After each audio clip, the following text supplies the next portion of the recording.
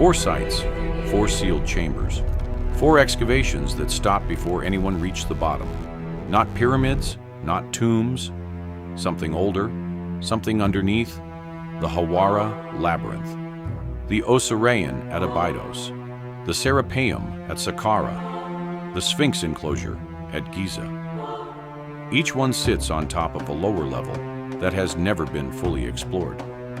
Each one was excavated, documented, and then, quietly, abandoned. The archaeologists who went down came back up with measurements they couldn't explain and descriptions they struggled to publish. They found corridors sealed without mortar, precision-fitted blocks so tight a sheet of paper couldn't pass between the joints. They found ancient, still, black water sitting in stone chambers, undisturbed, unmoving, in the dark for an unknown length of time. And then they stopped digging. One British archaeologist descended in 1902. He came back up, filed his report, and wrote a single line in his private journal. "I cannot describe what I saw." He never returned. Today we are not talking about the Egypt you were taught. That version is the surface, literally.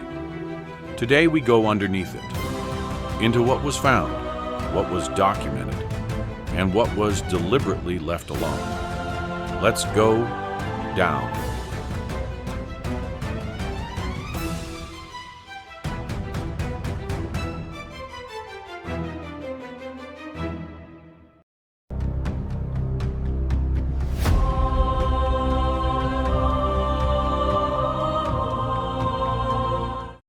Before we go underground, we need to understand what is at stake.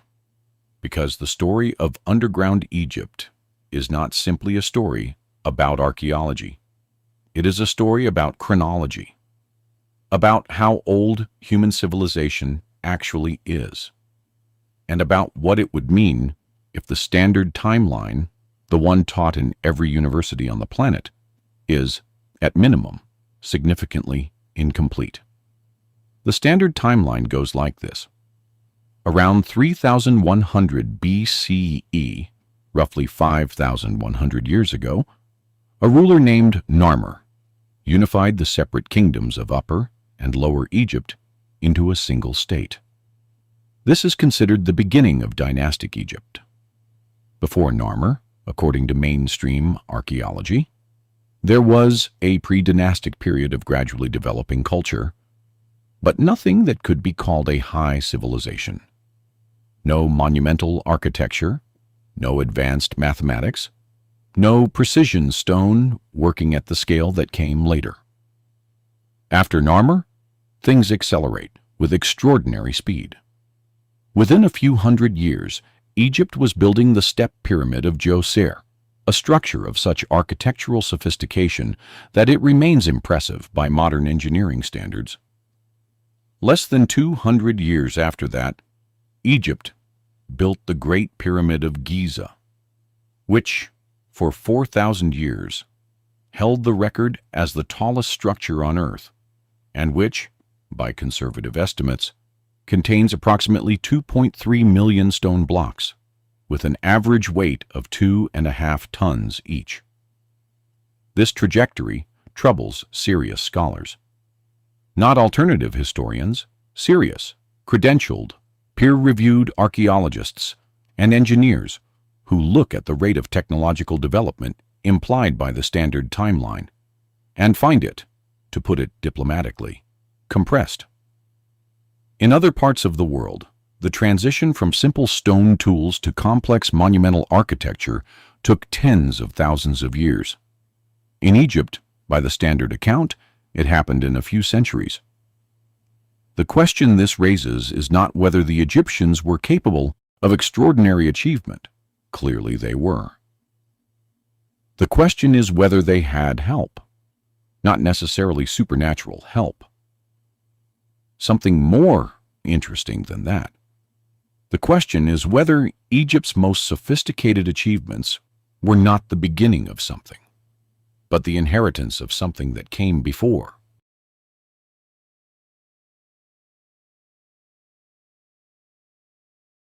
This is not a new question. It is actually an old one, raised initially not by alternative historians, but by some of the most significant figures in the history of archaeology itself. Flinders Petrie, who we met in the opening, was one of them. He spent decades excavating Egyptian sites and growing increasingly troubled by the mismatch between what the standard timeline predicted and what he actually found in the ground. The Egyptians themselves had an answer to this question.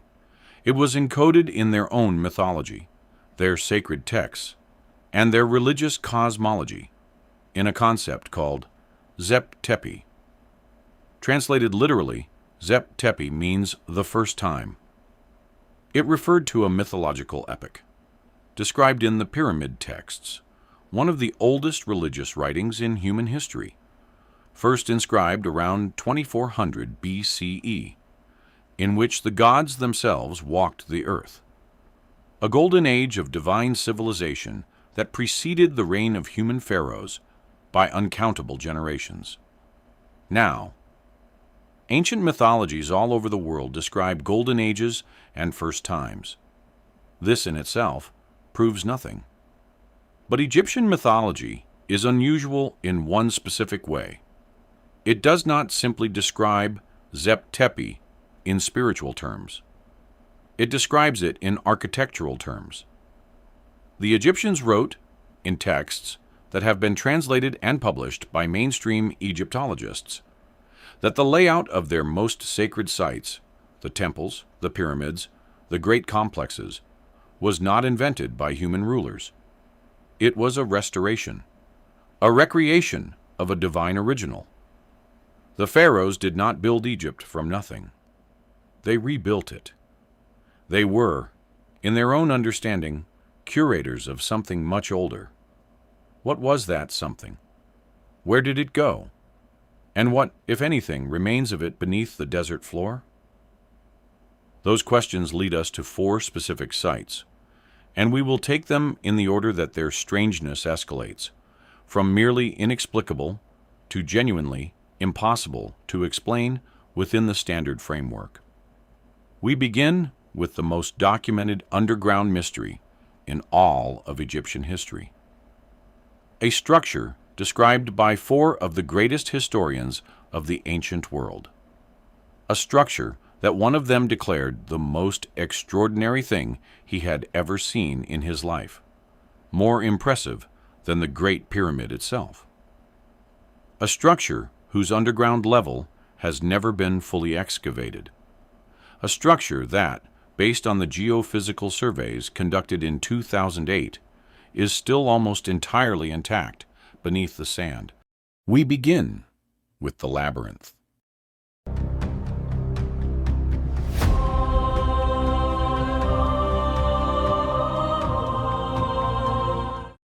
The Fayum region of Egypt, roughly 100 kilometers south of modern Cairo, sits on the western edge of the Nile Valley, where a natural depression creates a landscape distinct from the desert around it. Lower, greener in ancient times, and dominated by what the ancient Egyptians called the Lake of Crocodiles, known to the Greeks as Lake Moeris. At the edge of this lake, approximately 4,000 years ago, during what Egyptologists call the Middle Kingdom period, something was built. We know it was built because 4 separate ancient historians, writing in 4 different centuries, in 2 different languages, from 2 different cultural traditions, all saw it and wrote about it independently. And all 4 of them, despite their different backgrounds and different periods, described the same thing in strikingly similar terms. The first was Herodotus, the Greek historian who visited Egypt in the 5th century before the Common Era. Herodotus had seen the Great Pyramid. He had walked through the most impressive monuments of the ancient world. He was not easily impressed. Here is how he described what he saw at Hawara. This is paraphrased from Book 2 of his Histories, a publicly available historical text translated and republished in multiple editions.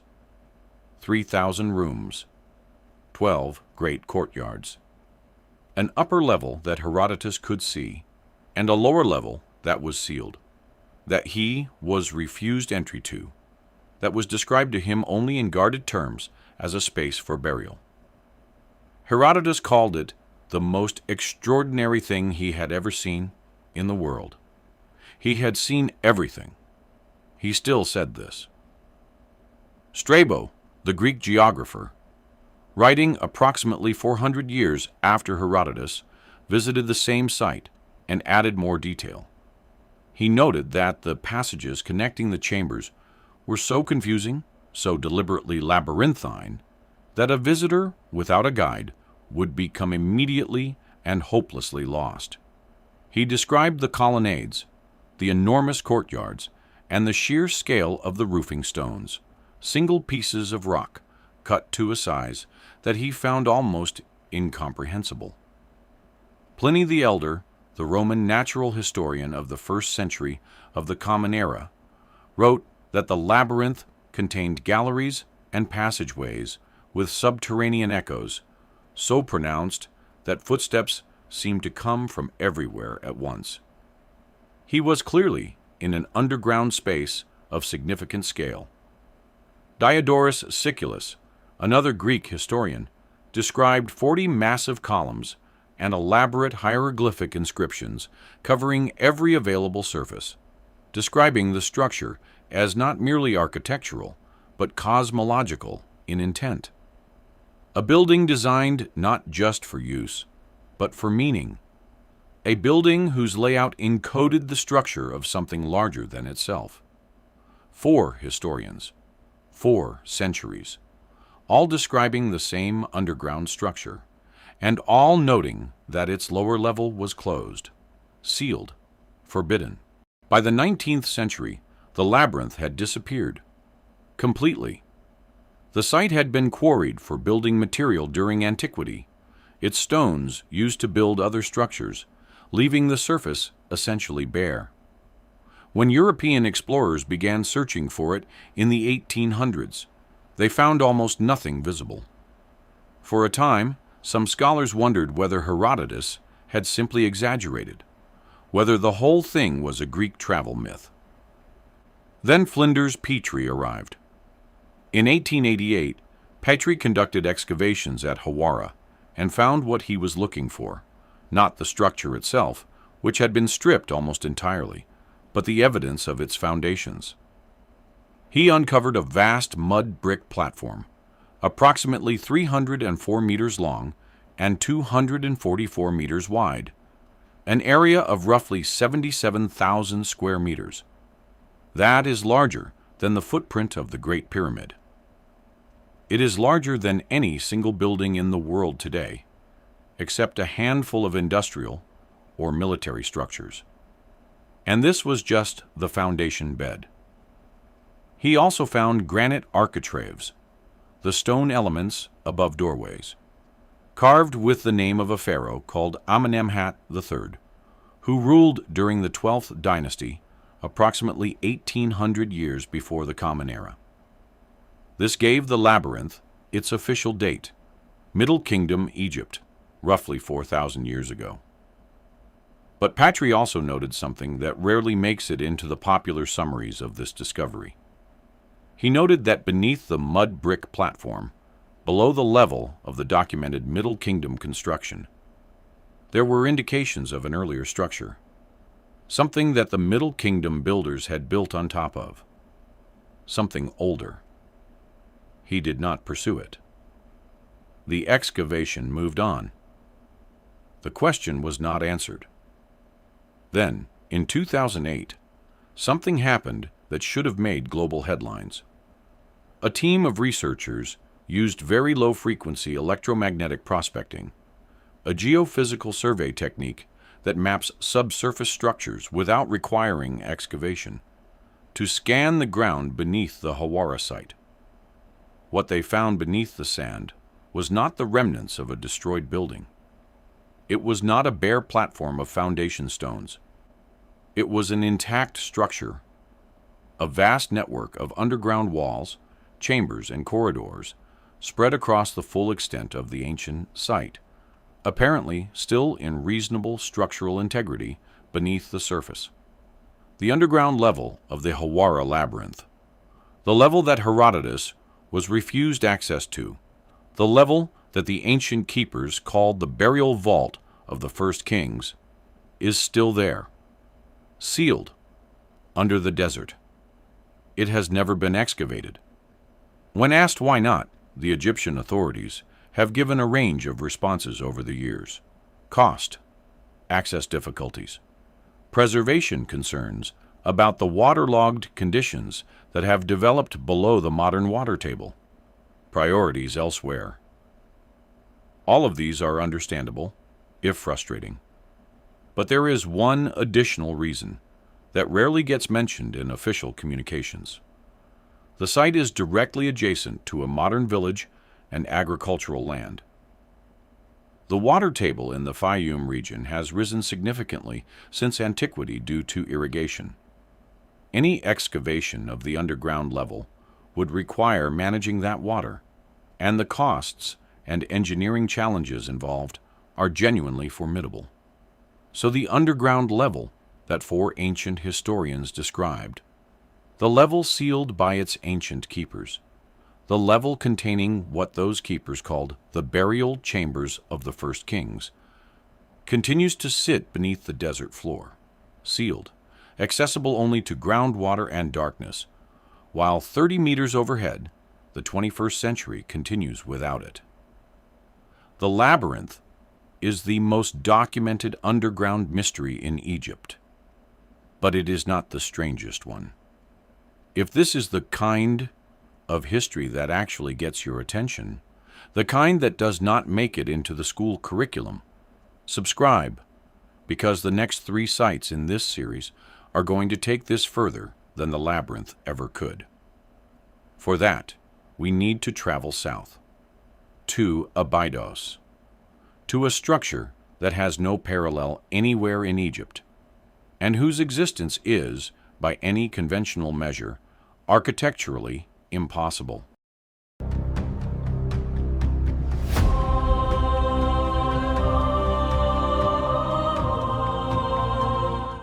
Abydos is one of the most sacred sites in all of ancient Egyptian religion. For thousands of years, from the earliest pre-dynastic settlements through the late periods of pharaonic rule, Abydos was the place where Osiris was believed to be buried. The Lord of the dead, the God of resurrection, the ruler of the afterlife. This was where his remains were kept, according to Egyptian belief. And to die with a connection to Abydos was to have a claim on eternal life. This made Abydos extraordinarily important. Every significant pharaoh made offerings here. Many built temples here. The site accumulated layer upon layer of construction over millennia, each dynasty adding to the sacred landscape, so that today Abydos is one of the most archaeologically dense locations in the entire country. In the early 1900s, Flinders Petrie returned to Abydos, the same Petrie we encountered at Hawara, to continue his systematic excavation of Egyptian sites. Working with him initially was the archaeologist Margaret Murray, one of the first women to hold a lecturing position in archaeology at a British university and a specialist in Egyptian fieldwork.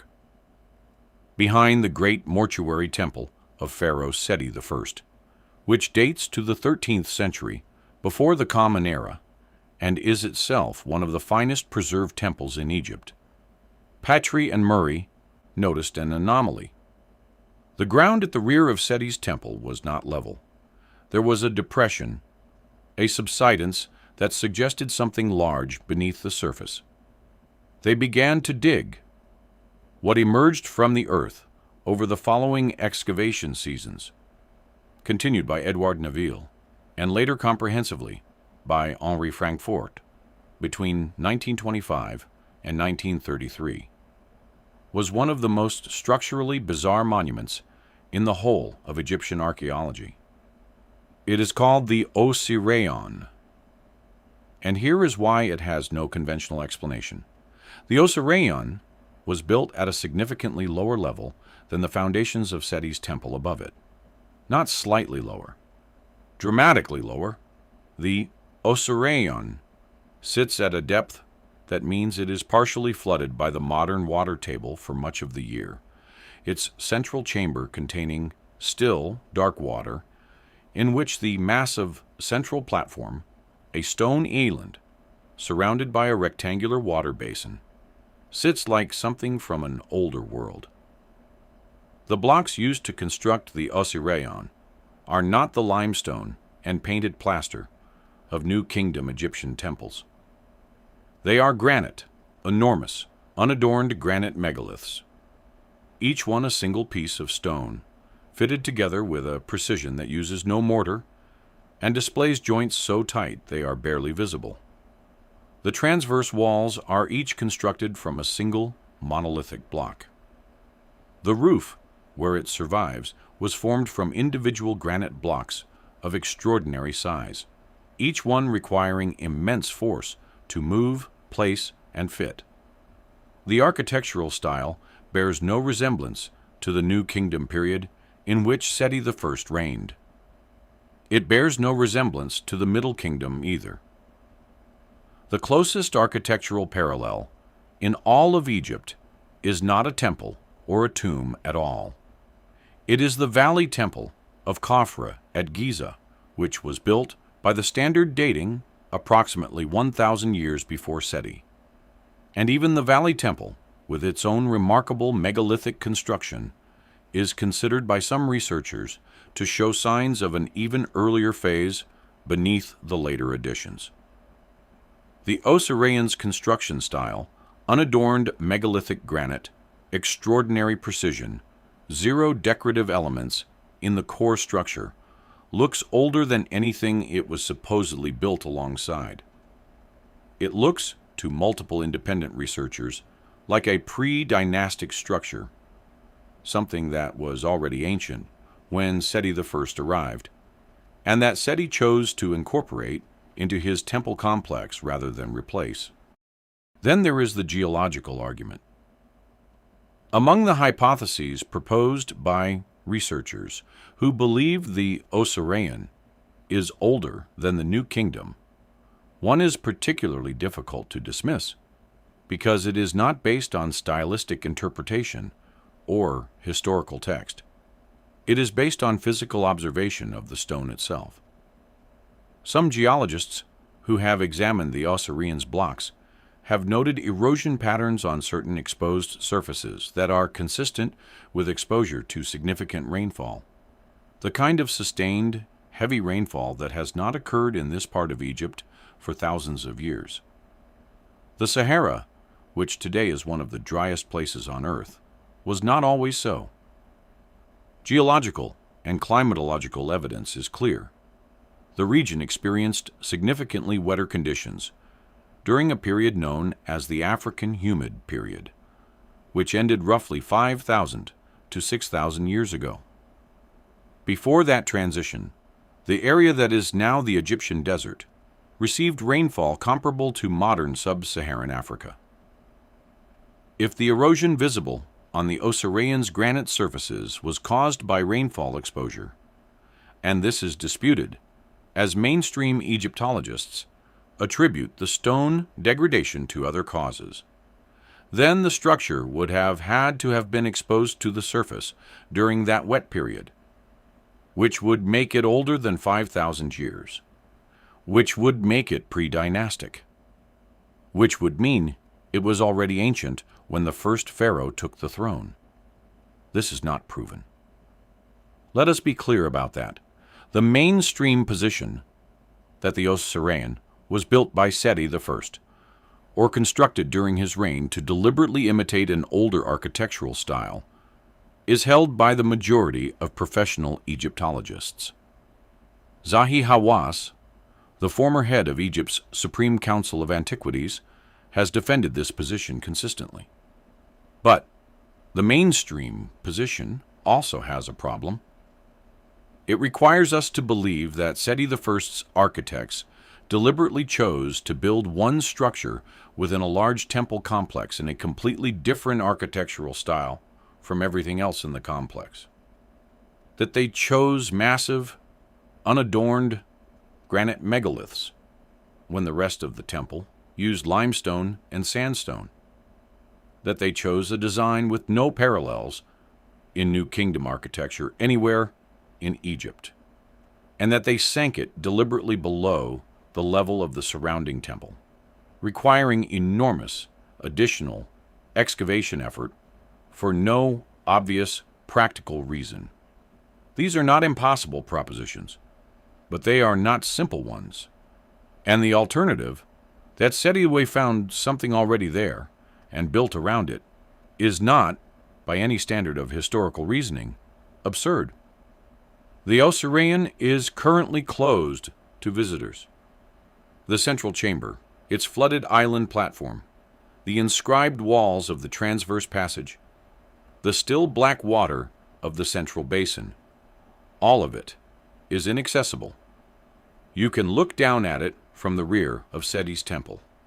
You cannot enter.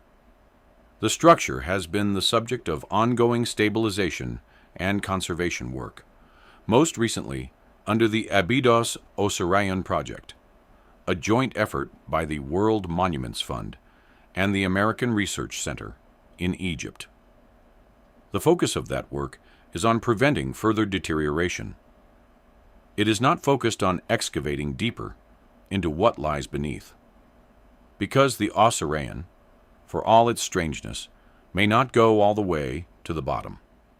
Strabo, the Greek geographer, who also described the Hawara Labyrinth, visited Abydos and mentioned in his own work a well or fountain of Abydos, a structure of remarkable depth, with corridors formed of enormous monolithic stone, situated near the temple and accessible only by descending to a great depth below the surface. Neville, who excavated the Osireion in the 1910s, explicitly identified the Osireion as the structure Strabo was describing. If that is correct, then Strabo was suggesting that the Osireion, or something connected to it, goes significantly deeper than what has been excavated, and the waterlogged conditions of the lower levels have made a full investigation, at least with current technology and funding, essentially impossible. Another structure, another sealed lower level, another set of questions that nobody has been given the resources to answer. We move now to a third site, one that requires not a discussion of geological eras or architectural styles, but of something far more concrete, something that any engineer can look at and identify as a problem with no clean solution. We move to Saqqara, to an underground tunnel network, and to 70-ton stone boxes that should not exist.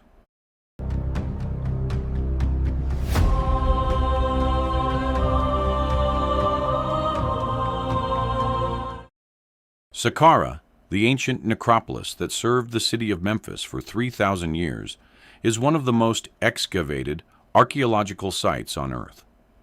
Teams from Dutch, Italian, French, Egyptian, and British institutions have worked here for decades.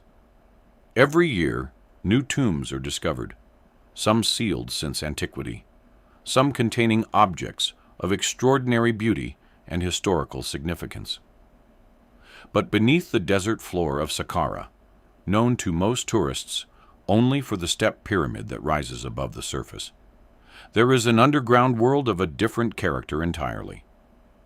It is called the Serapeum.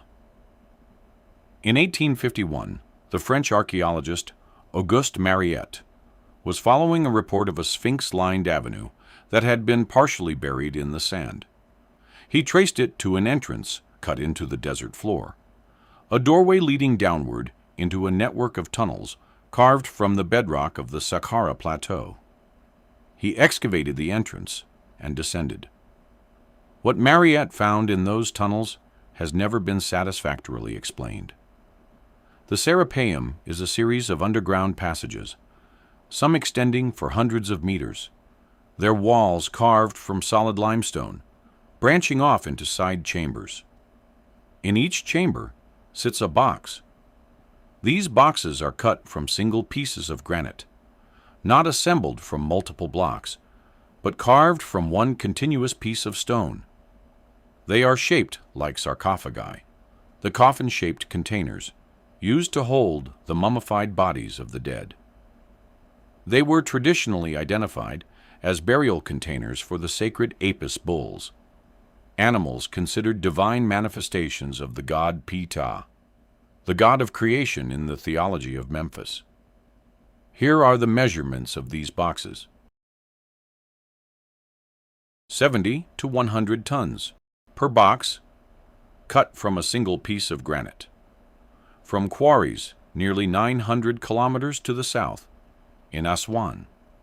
The standard explanation is that the ancient Egyptians used wooden sledges, ramps, and large labor forces to move these stones from Aswan to Saqqara. The same general explanation applied to the pyramid blocks. The problem is that the pyramid blocks averaged around 2.5 tons each. Some of the largest granite elements in the pyramids reach 50 tons. The engineering challenges of moving those pieces are themselves the subject of intense ongoing academic debate, with no completely convincing solution yet established. The Serapeum boxes are 2 to 4 times heavier than the heaviest pyramid components, and unlike the pyramid components, they were not placed on a flat surface. They were carried into underground tunnels that are only slightly wider than the boxes themselves. The tunnels have sharp corners. The boxes had to be navigated around those corners, and then they were lowered into side chambers and positioned with precision. The lids of the boxes, themselves weighing approximately 27 tons each, were sealed in place with a fit so tight that no light passes through the join. Multiple engineers and physicists who have examined the Serapeum boxes, not alternative historians, but people with formal engineering training, have stated publicly that they cannot replicate the precision of the surface finishing on those boxes using any of the tools typically credited to ancient Egyptian craftsmen. The interior surfaces of the boxes have been measured and found to be flat to within a few thousandths of an inch, a level of precision that, in modern manufacturing, is achieved by machine lapping or precision grinding. The corners of some boxes show right angles, accurate to within fractions of a degree across a span of meters. This is not impossible to achieve by hand. In theory, with enough skilled craftsmen, enough time, and enough abrasive material, such precision could be approached using known ancient techniques.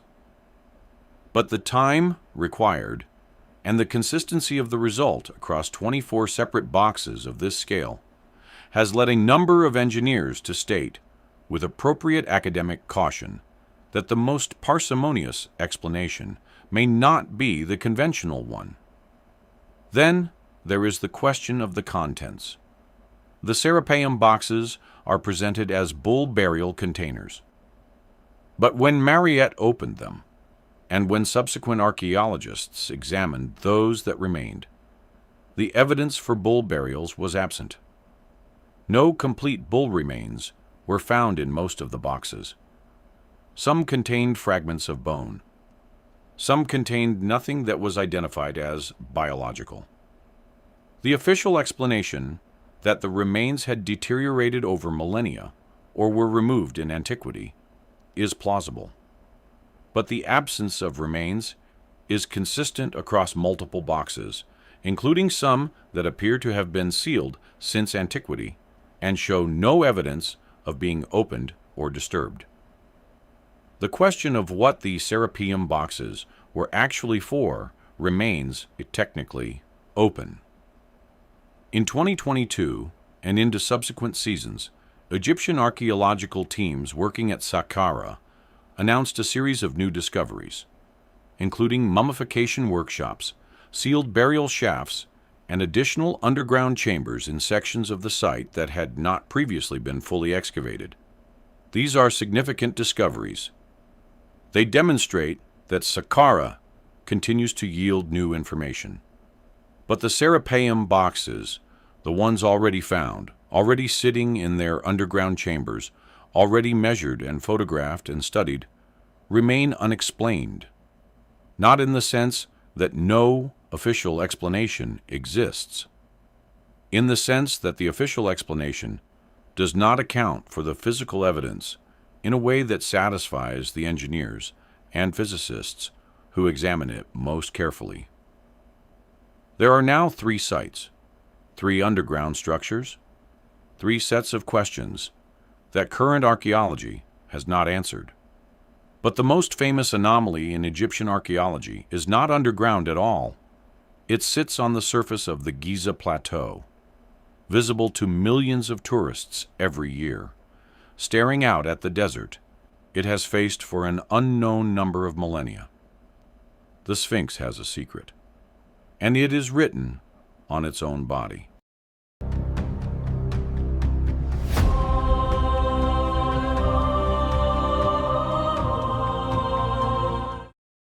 The Great Sphinx of Giza is the largest monolithic sculpture in the world. Carved from a single mass of limestone bedrock, not assembled from blocks, but hewn directly from the living rock of the Giza Plateau, it stands 66 meters long, 20 meters high, and stares with a weathered face toward the eastern horizon. By the standard archaeological account, the Sphinx was carved during the reign of Pharaoh Khafre, approximately 2500 BCE, making it roughly 4,500 years old. This dating is based primarily on its proximity to Khafre's pyramid complex and the discovery of a statue of Khafre nearby, combined with a stele, a carved stone inscription, erected between the Sphinx's paws by Thutmose IV, roughly 1,000 years after Khafre, which mentions Khafre in a damaged section of text that some scholars interpret as claiming Khafre built the monument. The evidence is circumstantial. There is no inscription on the Sphinx itself that names a builder. No text from Khafre's own reign mentions the construction of a Sphinx. And the inventory stele, a monument found near the Sphinx that describes Khufu, Khafre's predecessor, instructing repairs to a Sphinx that was already ancient in his time, suggests, if taken at face value, that the Sphinx predates the entire 4th dynasty.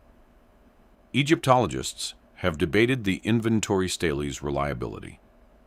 Most consider it a later inscription, written in archaic style, to seem older than it is. The debate has not been resolved to universal satisfaction. But the most significant challenge to the standard dating does not come from inscriptions or texts at all. It comes from a geologist. In 1990, Robert Schoch, a professor of natural science at Boston University and a specialist in stratigraphy and geomorphology, was brought to Giza by writer and alternative Egyptologist John Anthony West to examine the Sphinx from a purely geological standpoint. Schoch was initially skeptical of any claim that the Sphinx was older than the archaeological record suggested. He was there to evaluate, not to confirm. What Schoch observed in the field changed his position. The erosion patterns on the Sphinx's body and on the walls of the Sphinx enclosure, the carved stone trench surrounding the monument, are not consistent with wind and sand erosion. They are consistent with water erosion.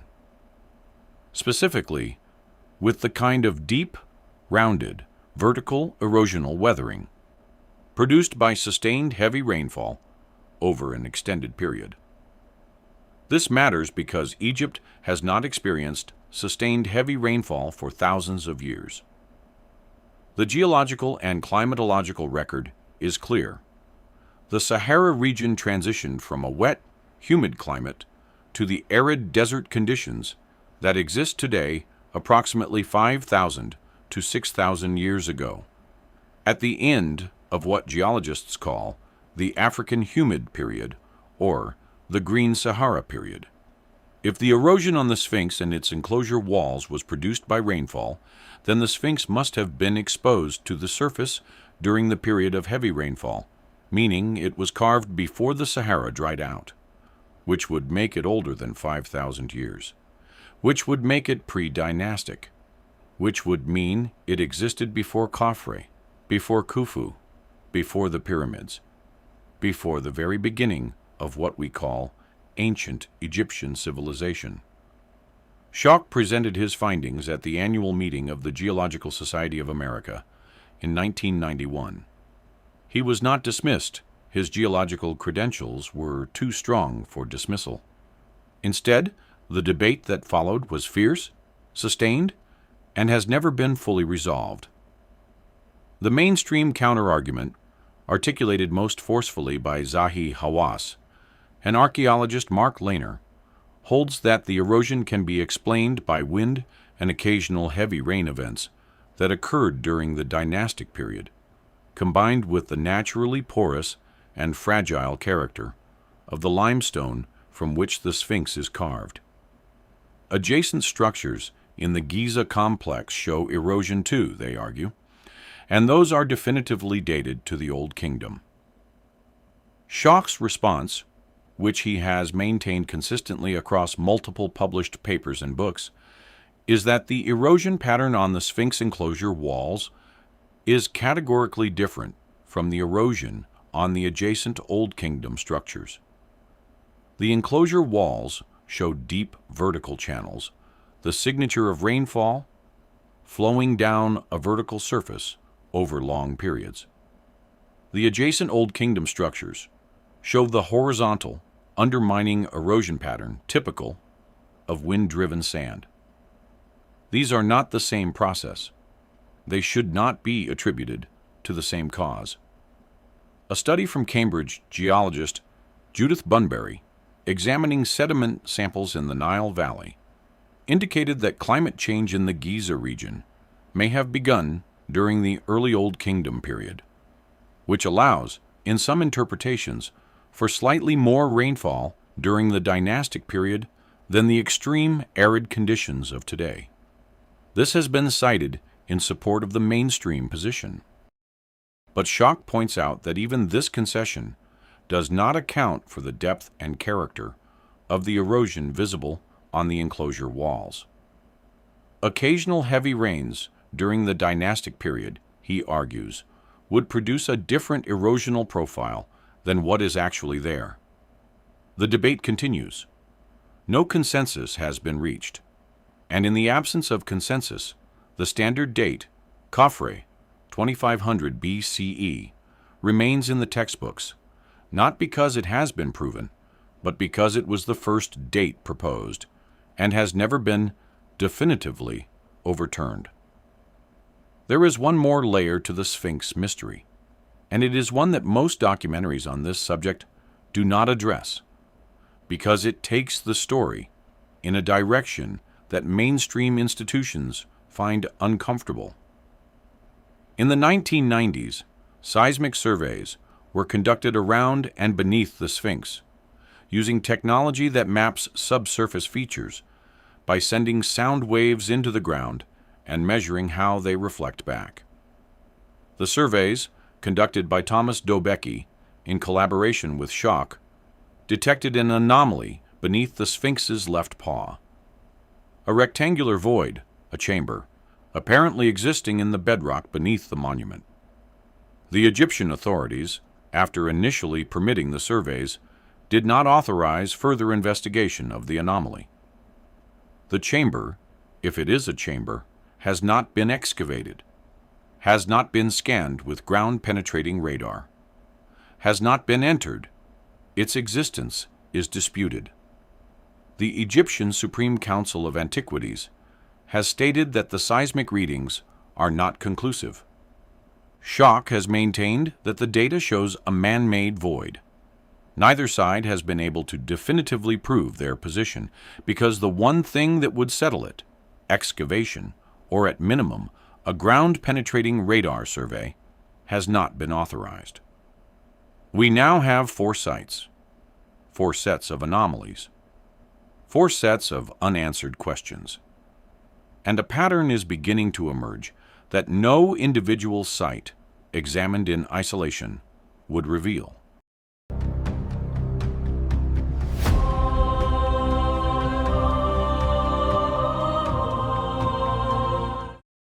Let us look at what we now know. At Hawara, we have a structure described by 4 independent ancient historians as one of the greatest wonders of the world. Its underground level, sealed since antiquity, described as the resting place of the first kings, has never been excavated. Geophysical surveys conducted in 2008 confirm it is still intact beneath the sand. At Abydos, we have a structure whose architectural style has no parallel in the period to which it is officially attributed. Its construction technique, massive unadorned granite megaliths, no mortar, precision fitting, more closely resembles the oldest architectural traditions in Egypt than the relatively recent period of Seti I. It sits at a depth below its neighboring structures that is architecturally inexplicable if it was built at the same time as those structures. And it may, based on Strabo's account, extend significantly deeper than has been excavated.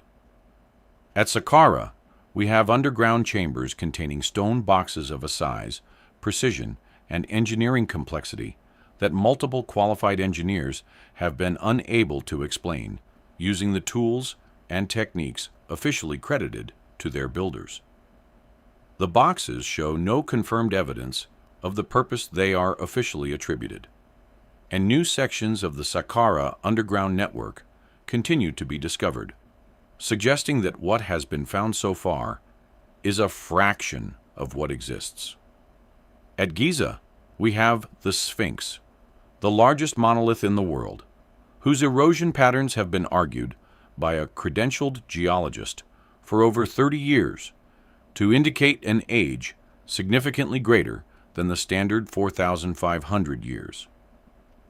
And beneath that Sphinx, seismic surveys have found what appears to be a chamber that the authorities have not permitted to be investigated. Now here is what these 4 sites have in common. Not just that each one is anomalous, not just that each one presents questions that the official record has not answered. Something more specific than that. All 4 of them share a single feature, a sealed or inaccessible lower level, a deeper layer that has not been fully explored, a below that remains unknown, the underground floor of the Hawara Labyrinth, sealed, the lower depths of the Osireion, flooded and inaccessible, the full extent of the Serapeum tunnel network, not completely mapped, the chamber beneath the Sphinx, not investigated. This pattern is striking, not because it proves a conspiracy. It does not prove a conspiracy. The explanations for each inaccessibility are mundane.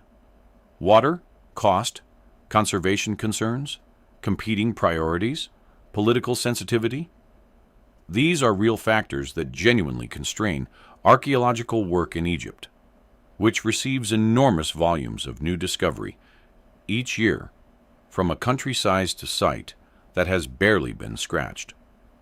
But the pattern is striking because of what it suggests about the nature of our knowledge. We speak of ancient Egypt as a well-understood civilization. We speak of the pyramids and temples as thoroughly studied. We have textbooks, we have museums, we have documentaries. And yet, at 4 of the most significant sites in the entire country, the deepest level, the oldest level, the most mysterious level, is inaccessible. Sealed, unknown. This is not a country that has been fully understood. This is a country that has been studied on its surface. And the surface, it turns out, may be the least interesting part.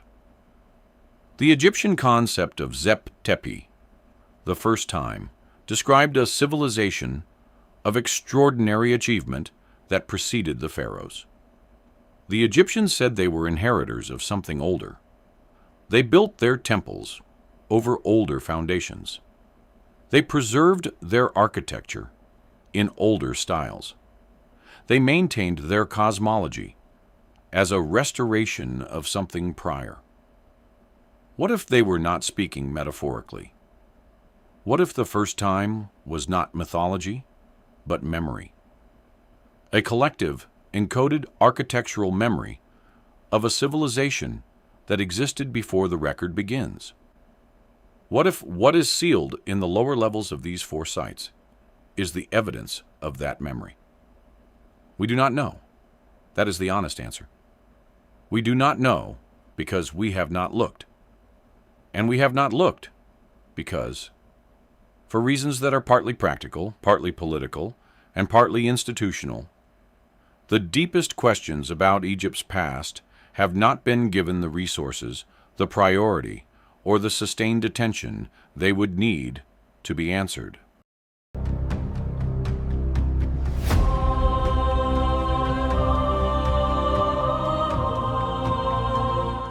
Beneath the sand of Egypt, there are 4 sites where the standard account of history runs out of answers. 4 sites where the deepest chambers have not been entered. 4 sites where the oldest questions remain sealed behind water and stone and institutional caution. Herodotus stood at the entrance to the underground level of the Hawara Labyrinth and was turned away. He was told it was a burial vault. He noted what he was told. He moved on. Flinders Petrie excavated the Osireion and found a structure that had no business existing where it existed, at the scale it existed, in the style it existed. He documented it. He published it. He did not know what to make of it. He moved on. Robert Schoch read the erosion on the Sphinx enclosure walls and followed the geology wherever it led, regardless of the institutional pushback. He published his findings. He has defended them for 30 years. No one has definitively refuted them. The investigation has not been completed. The engineers who measure the Serapeum boxes and find a level of precision they cannot replicate write their findings in careful language, hedge their conclusions, and file their reports. The boxes sit in their underground chambers. Nobody moves them. Nobody studies them with the resources the question deserves. The investigation has not been completed. We are living in the most technologically capable civilization in recorded history. We have satellite imaging that can resolve objects the size of a football from orbit. We have ground-penetrating radar capable of mapping rooms buried tens of meters below the surface without digging a single shovelful of earth. We have isotopic dating techniques that can establish the age of ancient organic material to within decades. We have fluorescence scanning capable of reading inscriptions on stone surfaces too faint for the naked eye. We have every tool we would need to answer these questions. We do not have the will to deploy them. That is the most honest statement that can be made about where Egyptian archaeology stands at this moment. Not that the answers are impossible, not that the questions are illegitimate, simply that the questions have not been given the resources they require. And the reasons for that, whether practical or political or institutional, are worth examining as carefully as the sites themselves. The first time, Tepi may be waiting beneath the sand. It has been waiting for a long time. A few thousand more years will not change that. But we might not have that long. The water table at Hawara is rising, threatening the underground level of the labyrinth. The Osireion floods deeper each decade, As groundwater levels shift, the desert encroaches. Time is not on the side of what remains. The question of what lies beneath Egypt is not separate from the question of what lies above it. Specifically, what the ancient Egyptians, the ancient Sumerians, the ancient Indians, and the ancient Hebrews all described in their sacred texts as arriving from the sky, flying, in craft. Ancient texts from 4 separate civilizations, written in 4 separate languages, describe flying vehicles in specific, technical, operational detail. And mainstream scholarship has spent decades trying to explain those descriptions away. If you are still watching, you already know you want to be here for that one. Hit subscribe so you do not miss it when it drops. And come back down with me